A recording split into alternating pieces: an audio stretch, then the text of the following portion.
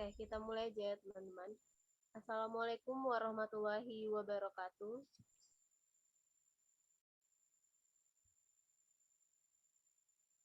Baiklah Ibu dan teman-teman sekalian, perkenalkan kami dari kelompok 4 yang beranggotakan saya sendiri Dewi Yuslita Julianis. Selanjutnya yang kedua ada Arya Pratama dan yang ketiga ada Miftahul Rizki.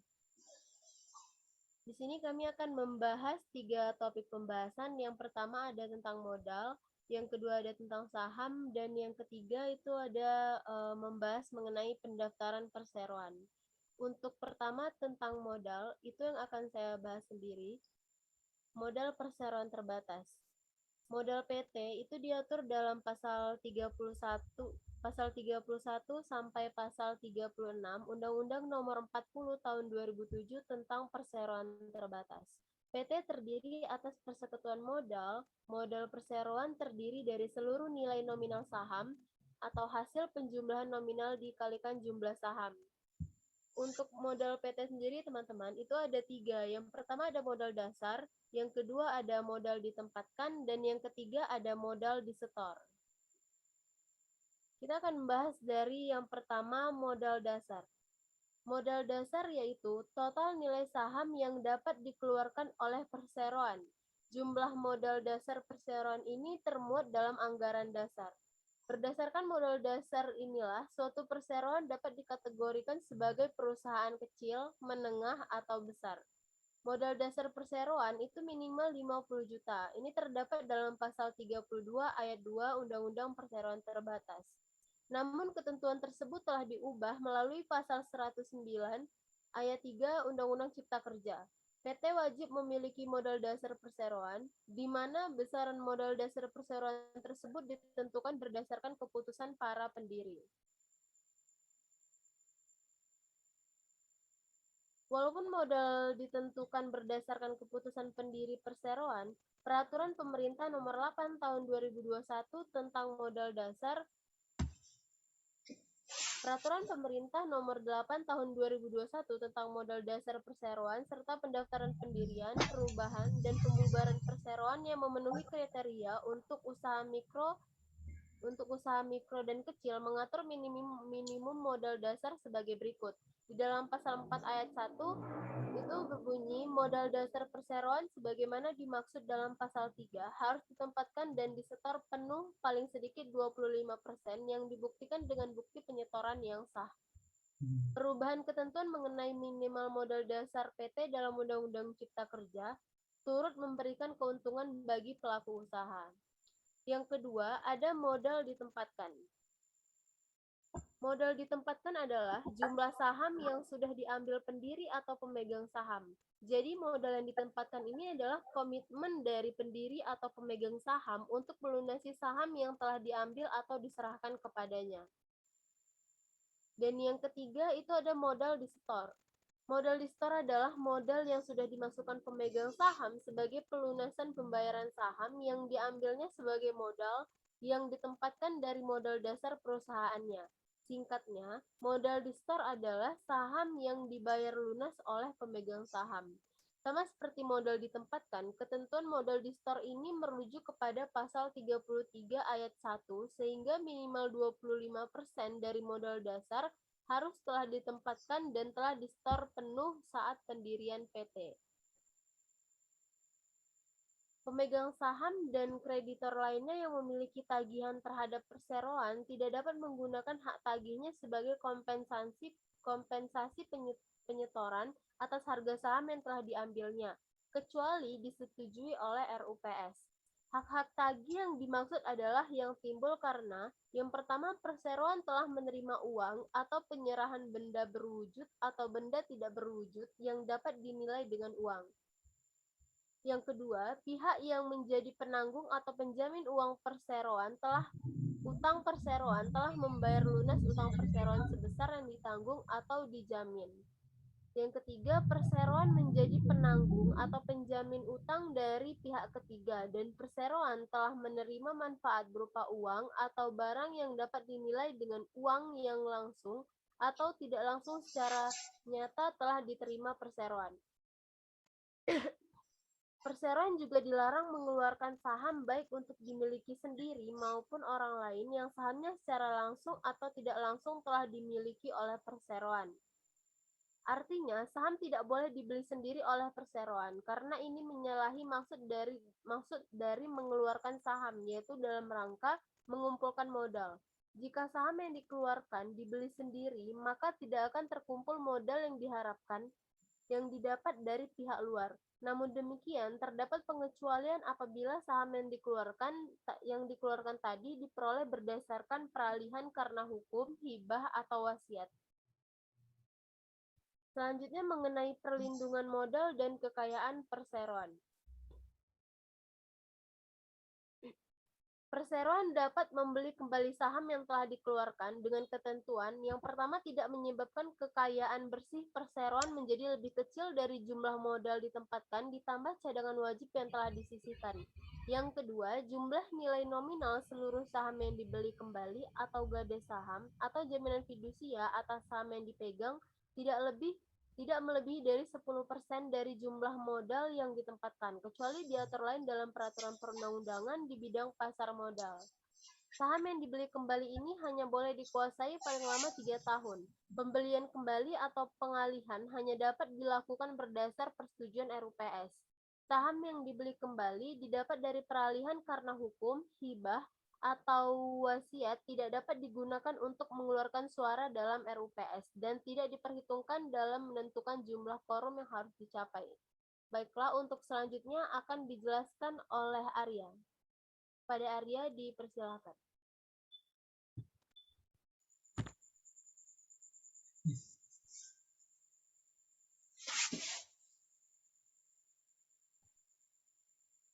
Baik, saya akan menjelaskan mengenai penambahan modal. Penambahan modal dilakukan berdasarkan persetujuan RUPS, di mana hal ini disebabkan perubahan modal memerlukan adanya perubahan juga dalam anggaran dasar. Penambahan modal yang dimaksud adalah terhadap modal dasar, modal ditempatkan, maupun modal disetor. Quorum dalam RUPS dalam rangka penambahan modal dasar adalah sesuai dengan quorum perubahan anggaran dasar. Sedangkan quorum untuk penambahan modal ditempatkan dan modal disetor adalah setengah bagian dari seluruh saham dengan disetujui setengah bagian dari jumlah suara yang dikeluarkan. Kemudian, penambahan modal ini harus diberitahukan kepada menteri untuk dicatat dalam daftar perseroan. Seluruh saham yang dikeluarkan untuk penambahan modal harus ditawarkan pertama kali kepada setiap pemegang saham, seimbang dengan pemilikan saham untuk klasifikasi saham yang sama. Misalnya, jika saham yang dikeluarkan adalah termasuk klasifikasi saham preferred, maka harus ditawarkan dulu pada pemegang saham preferred. Namun, bila saham yang dikeluarkan berbeda dengan klasifikasi saham yang pernah dikeluarkan, maka harus ditawarkan pada seluruh pemegang saham sesuai perimbangan. Jika kemudian terdapat sisa, dalam kata lain, tidak semua saham yang baru dikeluarkan diambil oleh pemegang saham, maka saham tersebut dapat ditawarkan kepada pihak ketiga, di mana hal ini harus dilakukan penawaran terlebih dahulu dan tidak berlaku apabila yang pertama itu ditujukan kepada karyawan perseroan, yang kedua yaitu ditujukan kepada pemegang obligasi atau efek lain yang dapat dikonversikan menjadi saham, lalu yang ketiga dilakukan dalam rangka reorganisasi atau restrukturisasi yang disetujui RUPS. Baik, selanjutnya saya akan menjelaskan mengenai pengurangan modal. Pengurangan modal serupa dengan penambahan modal, juga dapat dilakukan terhadap modal dasar, modal ditempatkan, maupun modal disetor. Terhadap pengurangan modal dasar, artinya harus ada perubahan terhadap anggaran dengan memperoleh persetujuan dari menteri.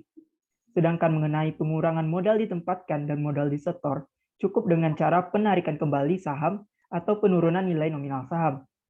Di mana yang pertama yaitu penarikan kembali saham, di mana penarikan kembali saham ini hanya dapat dilakukan terhadap saham yang telah dibeli kembali oleh perseroan atau terhadap saham dengan klasifikasi yang dapat ditarik kembali.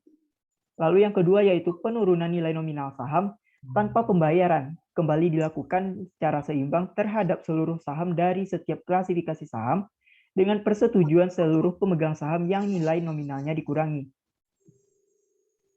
Terhadap pengurangan modal, direksi wajib melakukan tindakan yang bersifat publisitas, yaitu memberitahukannya kepada seluruh kreditor dalam bentuk pengumuman melalui surat kabar, paling lama yaitu 7 hari sejak diputuskannya RUU-UPS. Dengan memberitahukan kepada kreditor, maka apabila kreditor keberatan, dapat melakukan beberapa upaya, seperti contohnya yaitu mengajukan keberatan secara tertulis, dan juga bisa dengan mengajukan gugatan apabila keberatan ditolak oleh perseroan. Mungkin terdapat beberapa pertanyaan mengapa sebuah perseroan memutuskan untuk mengurangi modalnya, sedangkan banyak perseroan yang ingin menambah modalnya untuk mengembangkan usaha. Alasan dimungkinkannya terjadinya pengurangan modal dari suatu perseroan ini dapat dipahami dari hal-hal sebagai berikut. Yang mana yang pertama yaitu modalnya yang berlebih, lalu yang kedua saham yang telah dikeluarkan tidak dibayarkan seluruhnya, yang ketiga aset yang dimiliki mengalami penyusutan nilai, dan yang keempat dalam rangka menaati peraturan perundang-undangan tentang distribusi maupun yang lainnya.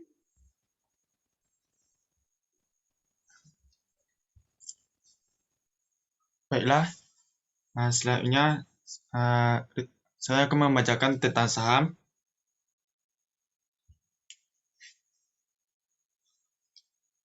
Yang pertama itu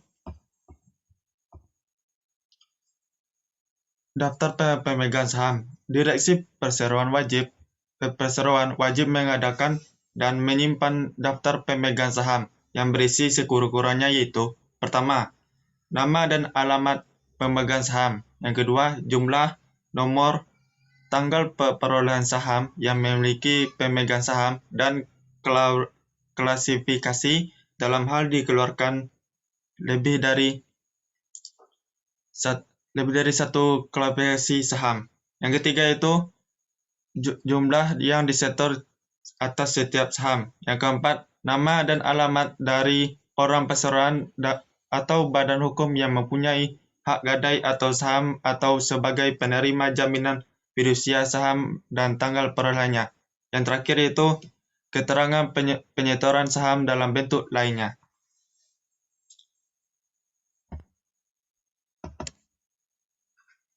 Selain itu, direksi juga wajib membuat daftar khusus yang berisi keterangan tentang saham yang dimiliki oleh direksi dan Dewan Komisaris beserta keluarganya dalam perseroan maupun perseroan lain serta tanggal diperolehnya. Di dalam daftar-daftar tersebut yang wajib dibuat oleh direksi ini juga perlu dicatat perubahan kepemilikannya saham. Yang kedua itu bukti kepemilikan dan hak pemegang saham. Berdasarkan pasal 51 Undang-Undang PT, setiap pemegang saham diberi bukti kepemilikan saham atas saham yang dimilikinya.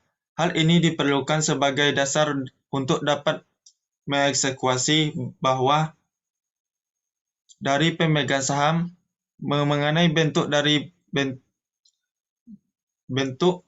kepemilikan ini dapat ditetapkan dalam anggaran dasar sesuai dengan kebutuhannya. Dengan memegang bukti kepemilikan saham, setiap pemegang saham akan memperoleh hak-hak sebagai berikut yang diatur oleh undang-undang. Yang pertama, menghadiri dan mengeluarkan suara dalam RUPS. Yang kedua, menerima pembayaran dividen dan sisa kekayaan hasil direksi. Yang ketiga, menjalankan hak lainnya berdasarkan Undang-Undang PT. Hak pemegang saham dapat mulai berlaku setelah saham dicatat dalam daftar pemegang saham atas nama pemiliknya. Untuk hak pemegang saham yang disebutkan dalam poin A dan poin C di atas tidak berlaku untuk klasifikasi saham tertentu berdasarkan Undang-Undang PT. Hak yang didapatkan atas kepemilikan saham adalah hak yang tidak dapat dibagi. Artinya, pemegang saham tidak dapat membagi hak atas satu saham menurut kehendaknya sendiri. Jika satu saham dimiliki oleh lebih dari satu orang, maka pelaksanaan hak dilakukan dengan menunjuk satu orang, yaitu sebagai wakil bersama.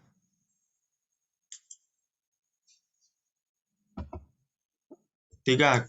Klasifikasi saham.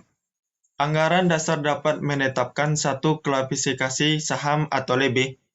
Setiap saham dari klasifikasi yang sama memberikan hak yang sama kepada pemiliknya. Jika terdapat lebih dari satu klasifikasi saham, maka salah satunya ditetapkan sebagai saham biasa. Saham biasa atau disebut dengan common atau ordinary share sesuai yang dimaksud dalam Undang-Undang PT adalah saham yang memiliki hak suara, hak untuk menerima dividen, dan hak menerima sisa kekayaan hasil likuidasi. Sementara, klasifikasi saham lainnya sebagaimana ditentukan Undang-Undang PT Pasal 53 antara lain yaitu: pertama, saham dengan hak suara atau tanpa hak suara. Yang kedua, saham dengan hak khusus untuk mencalon anggota direksi dan atau anggota dewan komisaris. Yang ketiga, saham yang setelah jangka waktu tertentu ditarik kembali atau ditukar dengan klasifikasi saham lain. Yang keempat, saham yang memberikan hak bagi pemegangnya untuk menerima dividen lebih dahulu dari pemegang saham klasifikasi lain atas pembagian secara kumulatif atau non-kumulatif. Yang terakhir, saham yang memberikan hak kepada pemegangnya untuk menerima lebih dahulu dari pemegang saham klasifikasi lainnya atas pembagian sisa kekayaan perseroan dalam likuidasi.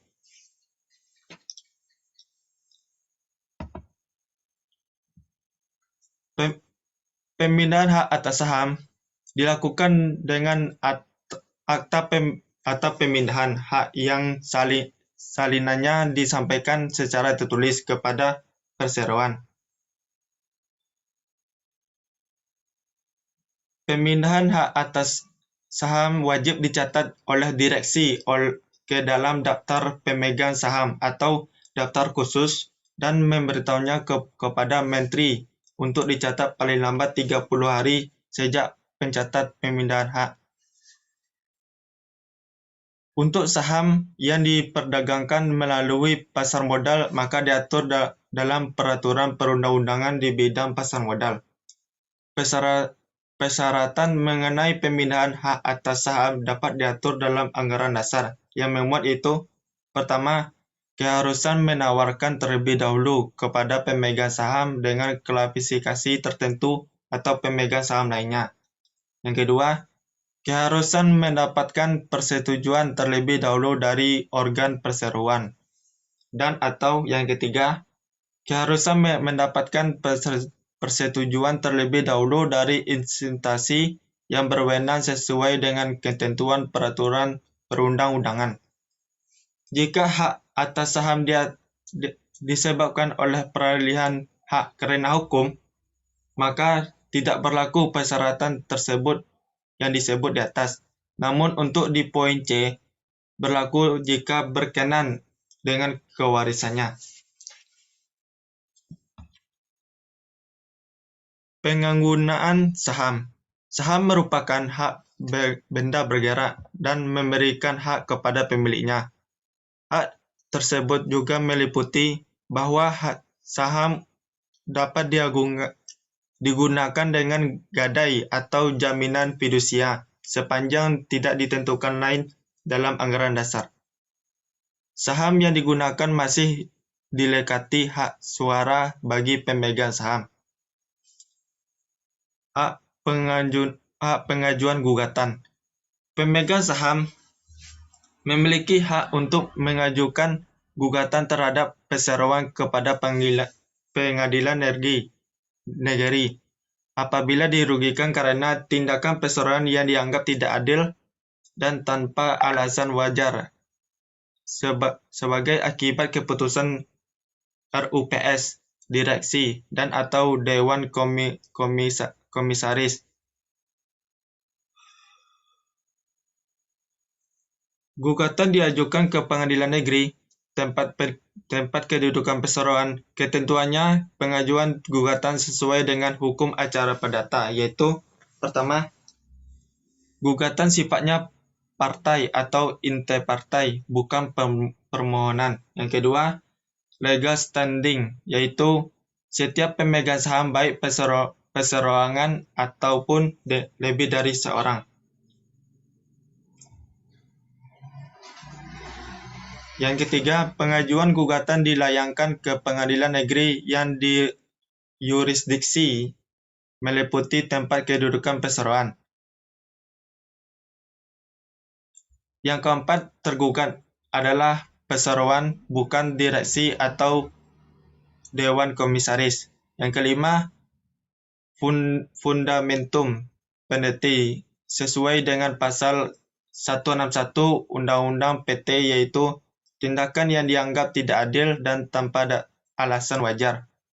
Yang terakhir, petitum terdiri atas menuntun atau memohon kepada ke pengadilan agar perseroan menghentikan tindakan yang merugikan dan menuntun agar perseroan mengambil langkah tertentu untuk mengatasi akibat yang timbul atau mencegah tindakan serupa di kemudian hari.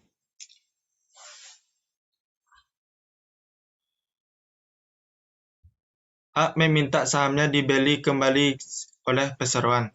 Berdasarkan pasal 62 Undang-Undang PT, setiap pemegang saham berhak meminta perseroan untuk membeli sahamnya dengan harga yang wajar apabila ia tidak menyetujui tindakan perseroan yang merugikan saham maupun perseroan dalam bentuk, yaitu A.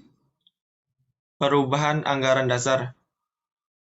Yang kedua, pengalihan atau penjaminan kekayaan perseroan yang mempunyai nilai lebih dari 50% kekayaan bersih perseroan, atau penggabungan, peleburan, pengembali alihan, atau pemisahan. Jumlah saham yang dapat dibeli kembali atas perseroan tetap mengikuti pasal 37 ayat 1 huruf B Undang-Undang PT 31, dan apabila yang dimintakan oleh pemegang saham melebihi batas tersebut, maka perseroan wajib mengusahakan agar sisa saham dibeli oleh pihak ketiga. Oke, baik Rizky, untuk materi selanjutnya itu mengenai pendaftaran perseroan akan kita lanjutkan kepada Arya. Kepada Arya disilahkan.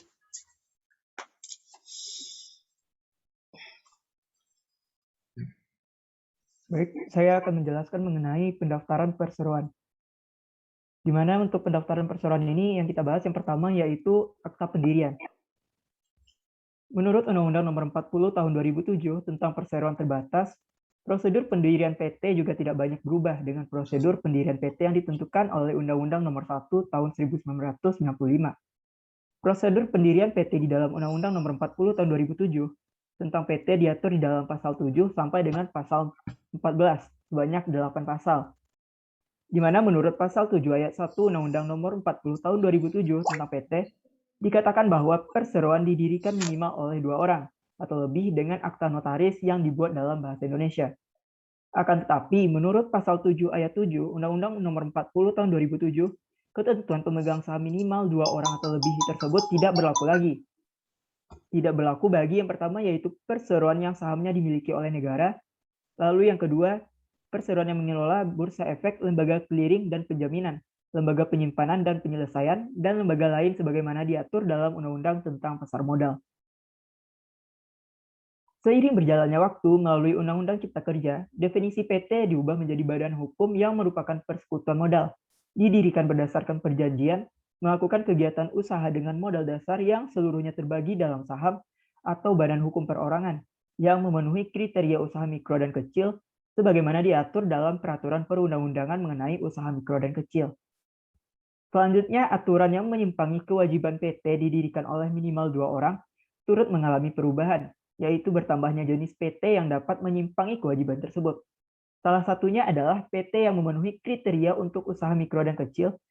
Dengan begitu, dapat mendirikan PT seorang diri tanpa harus mencari partner, asalkan bisnis yang dijalankan sesuai dengan kriteria usaha mikro dan kecil. Dan juga berbeda dengan PT pada umumnya, Proses pendirian PT untuk usaha mikro dan kecil tidak membutuhkan akta pendirian, tetapi cukup menggunakan surat pernyataan pendirian yang menggunakan bahasa Indonesia. Lalu yang kedua, pengesahan oleh menteri. Dimaksud dengan menteri di sini yaitu menteri yang bertugas dan bertanggung jawab di bidang hukum dan hak asasi manusia, atau yang biasa dikenal dengan Kemenkumham. Dalam mendirikan perseroan terbatas, tidak cukup dengan cara membuat akta pendirian yang dilakukan dengan akta autentik. Akan tetapi, harus diajukan pengesahan kepada menteri, guna memperoleh status badan hukum. Pengajuan pengesahan dapat dilakukan oleh direksi atau kuasanya. Jika dikuasakan, hanya boleh kepada seorang notaris dengan hak substitusi.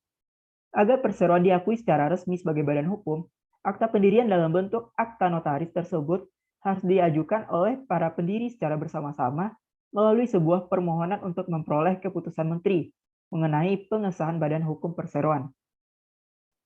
Hal ini diatur dalam pasal 7 Undang-Undang Perseroan Terbatas. Perseroan memperoleh status badan hukum pada tanggal diterbitkannya keputusan menteri mengenai pengesahan badan hukum perseroan.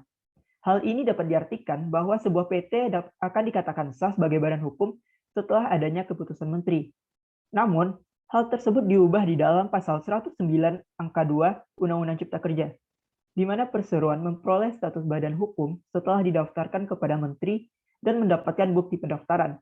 Maka dari itu, pelaku usaha tidak perlu menunggu penerbitan keputusan menteri dan dapat melakukan tindakan hukum sebagai badan hukum saat setelah mendapatkan bukti pendaftaran pendirian PT.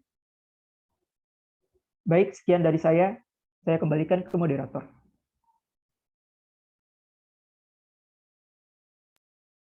Oke, baiklah Ibu dan teman-teman sekalian. Sekian presentasi dari atau pemaparan materi dari kami kelompok 4. Saya sendiri sebagai moderator ingin mengakhiri presentasi kali ini. Lebih dan kurangnya kami mohon maaf. Wassalamualaikum warahmatullahi wabarakatuh.